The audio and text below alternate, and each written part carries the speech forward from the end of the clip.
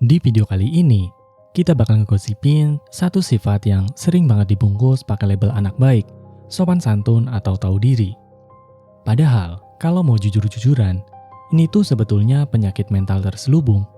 Sifat ini di dunia psikologi, kerennya disebut sebagai people pleasing. Tapi di tongkrongan, kita lebih akrab manggilnya orang gak enakan. Kita bakal bahas kenapa kebiasaan yang selalu pengen nyenengin semua orang ini sebetulnya ngerusak harga diri lu.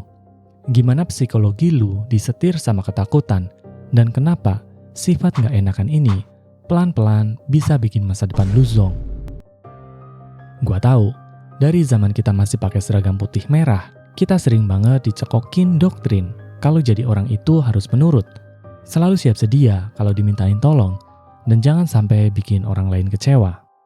Tapi, coba sekarang lu ngaca dan jujur sama diri sendiri. Apakah belakangan ini lu ngerasa hidup lu capek banget? Waktu lu habis cuma buat ngurusin hidup orang lain, dan lu ngerasa stres sendiri karena harus selalu bilang aman atau bisa, padahal batin lu udah jerit-jerit pengen bilang enggak. Lu nekat minjemin duit tabungan lu ke temen yang hobinya foya-foya, cuma karena lu nggak enak buat nolak. Padahal, besoknya lu sendiri pusing nyari pinjeman buat bayar kosan.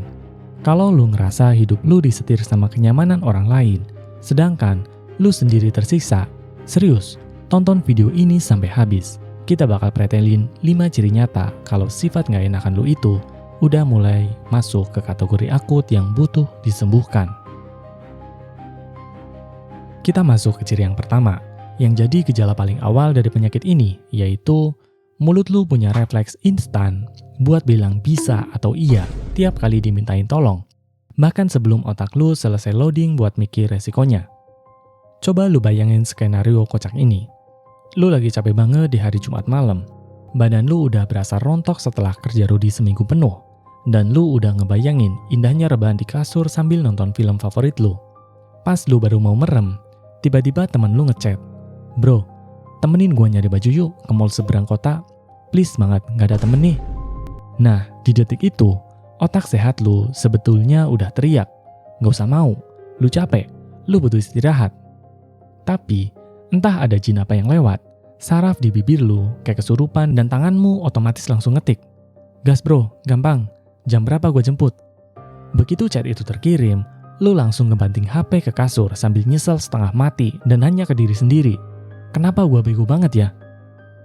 Secara neuroscience, kebiasaan ini terjadi karena bagian otak depan lu, prefrontal cortex, yang fungsinya ngatur keputusan logis, kalah cepet sama rasa takut akan penolakan alias fear of rejection yang dipicu sama emosi lu. Lu udah kena sindrom kecanduan validasi orang lain. Lu ketakutan kalau lu nolak, orang itu bakal benci sama lu, ngejauhin lu, atau lu dicap sombong. Perumpamaannya, diri lu itu udah kayak keset kaki di depan pintu. Lu suka rela tiduran di lantai dan ngebiarin siapapun nginjek-injek waktu dan tenaga lu demi dapat sebutan si orang baik. Sekarang, kita masuk ke ciri yang kedua. Sebuah kebiasaan lisan yang tanpa lu sadarin bikin harga diri lu merosot ke level ruang bawah tanah, yaitu lu punya hobi minta maaf untuk hal-hal yang sebetulnya sama sekali bukan salah lu. Ini contoh real yang sering banget kelihatan di kantor atau di tongkrongan anak muda sekarang. Ada temen lu yang jalan meleng sambil main HP, terus dia nggak sengaja nyenggol meja sampai kopi dia sendiri tumpah. Nah, alih-alih orang itu sadar diri, malah lu yang mendadak panik, keringet dingin, terus bilang, "Aduh, maaf ya bro, maaf banget, meja gua agak goyang tadi." Atau pas lu lagi jalan di koridor, ada orang lain nabrak bahu lu karena dia nggak lihat jalan. Bukannya orang itu yang minta maaf, malahan lu yang refleks membungkuk sambil bilang, "Maaf ya pak, maaf saya nggak lihat." Perumpamaannya, lu kayak senggol tiang listrik di jalan, terus lu malah balik minta maaf sama tiang listriknya karena udah ngalangin jalan dia. Ini kan nyeleneh dan bikin nalar sehat geleng-geleng kepala. Para ahli psikologi menjelaskan kalau kebiasaan sering minta maaf tanpa alasan yang jelas ini, tanda kalau self-esteem atau rasa percaya diri lu udah drop parah. Otak lu untungnya udah terbiasa ngambil beban emosi negatif dari lingkungan sekitar. Lu ngerasa punya beban moral buat ngejaga kebahagiaan semua orang di ruangan itu. Lu harus paham, keseringan minta maaf untuk hal sepele itu nggak bikin lu kelihatan sopan atau berbudaya, tapi justru bikin lu kelihatan lemah dan gampang dibully sama orang-orang toksik yang hobinya cari tumbal buat disalahin. Kita masuk ke ciri yang ketiga. Ciri yang ketiga ini udah mulai merusak kesehatan mental dan kestabilan emosi lu, yaitu lu terjebak dalam lingkaran setan rasa dongkol, di mana lu sok-sokan nolongin orang tapi di dalam hati lu nyumpahin serapah sama orang itu. Lu pernah nggak kepaksa minjemin barang kesayangan atau duit tabungan lu ke temen karena lu nggak enakan buat nolak pas dia pasang muka melas mirip kucing kehujanan?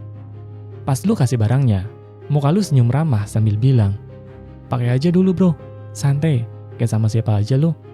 Tapi, begitu temen lu itu balik badan dan pergi, lu langsung megangin kepala, stres sendirian di kamar, dan mulai ngedumel.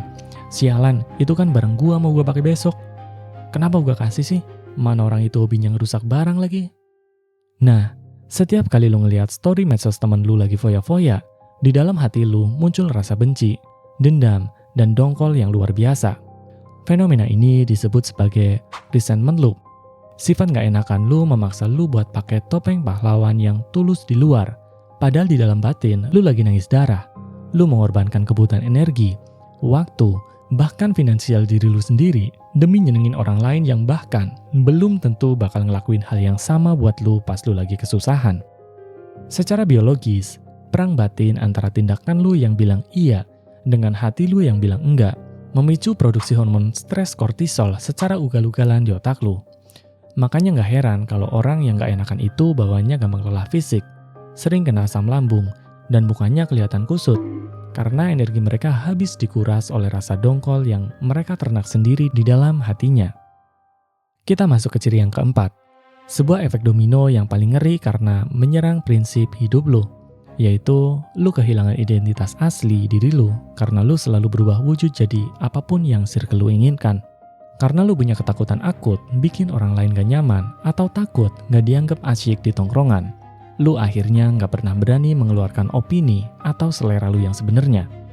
Pas lu lagi nongkrong dan circle lu lagi seru ngejelek-jelekin suatu musik, biarpun lu pribadi suka banget sama musik itu, lu bakal milih buat diem atau bahkan ikut-ikutan kompor dan bilang, "Iya bener, musik apaan tuh? Sampah banget emang." Pas lu diajak makan ke tempat yang gak lu suka dan menunya bisa bikin perut lu mules, pas ditanya lu cuma bisa jawab, "Gua mah terserah kalian aja deh. Ikut aja gua mah, yang penting kumpul." Nah, perumpamaannya lu itu kayak bunglon yang gak punya warna asli. Nempel di daun jadi hijau, nempel di tanah jadi coklat. Lama-lama lu bingung sendiri warna asli lu itu apa. Sifat gak enakan ini pelan-pelan membunuh kemampuan berpikir kritis dan ketegasan lu sebagai manusia. Otak lu jadi males mikir karena lu selalu nyensor apapun yang lu pikirkan sebelum lu ucapkan, cuma demi menjaga kedamaian palsu biar lu diterima di lingkungan itu. Ujung-ujungnya lu bakal ngerasa asing sama diri lu sendiri. Lu gak tahu apa yang bener-bener lu pengen di hidup ini karena selama bertahun-tahun, kemudi hidup lu selalu lu kasih ke selera orang lain. Ciri yang terakhir ini merupakan dampak paling ampas di dunia nyata yang sering merugikan masa depan lu, yaitu lu secara gak sadar berubah menjadi magnet yang menarik para predator sosial dan manusia opportunities buat manfaatin hidup lu. Lu harus paham satu hukum alam ini.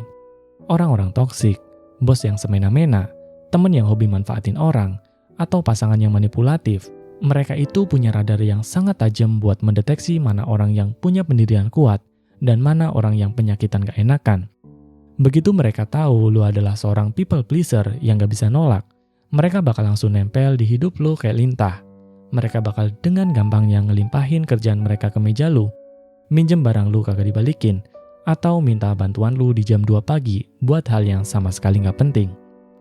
Perumpamaannya, lu itu kayak toko kelontong yang pintunya kebuka 24 jam. Gak ada satpamnya, gak ada CCTV-nya, dan lu nulis di pelang segede gaban di depan toko lu itu. Silahkan ambil barangnya, gratis, kalau Anda males bayar. Yang ada habis modal lu di depak orang. Rem di otak lu buat bikin batasan diri udah blong total. Lu ngerasa lu lagi berbuat kebaikan yang berpahala. Padahal realitanya, lu lagi memelihara parasit yang pelan-pelan menghisap waktu, uang, dan masa depan lu sampai lu gak sisa apa-apa lagi. Lu bukan lagi jadi orang baik. Lu cuma jadi orang naif yang suka rela dijadiin alat pemuas kepentingan orang lain. Dari 5 ciri penyakit nggak enakan yang udah gue bongkar panjang lebar tadi, coba sekarang lu merenung sejenak, ambil nafas dalam-dalam, dan jujur sama diri lu sendiri. Ada berapa ciri yang posisinya lagi nempel erat di hidup lu sekarang? Masih di level sering minta maaf? Atau udah di tahap aku jadi magnet orang-orang toksik? Gue bikin video ini bukan buat nyuruh lu berubah jadi orang jahat yang egois, yang gak mau bantu orang lain, nggak sama sekali. Membantu orang itu mulia, tapi lu harus bisa bedain mana tulus membantu karena lu mampu dan ikhlas, dengan membantu karena lu ketakutan buat nolak. Ada perbedaan besar di situ. Kabar baiknya, pola pikir lu tentang batasan diri ini bisa banget diubah berkat sifat fleksibel otak manusia. Otak lu bisa dilatih kembali buat tegas, melatih otot mental lu buat berani bilang enggak tanpa harus ngerasa berdosa atau kayak habis ngelakuin kejahatan kriminal. Memang, proses buat nolak permintaan teman atau berani ngomong jujur kalau lu lagi nggak bisa bantu, itu bakal terasa menegangkan dan bikin jantung lu deg-degan di awal minggu. Tapi, lu harus bertahan. Karena, di balik keberanian lu bilang tidak pada orang lain, disitulah lu lagi bilang iya untuk kesehatan mental dan masa depan diri lu sendiri. Lu harus berani mengambil alih kemudi hidup lu kembali, daripada lu membiarkan masa muda dan energi lu habis menguap sia-sia, cuma buat nyenengin semua orang yang bahkan gak bakal peduli pas lu lagi jatuh stres. Kuncinya cuma satu, beranilah kelihatan gak enak di depan orang lain demi kenyamanan hidup lu sendiri. Kalau lu suka sama video edukasi dengan pendekatan logika sehat, sains, dan sedikit sentilan humor satir kayak gini, dukung terus channel ini dengan cara kasih klik like, subscribe, dan bagikan video ini ke teman-teman lu atau circle terdekat lu yang hidupnya lagi capek banget karena kebanyakan pelihara sifat gak enakan di kamar. Sampai jumpa di video berikutnya.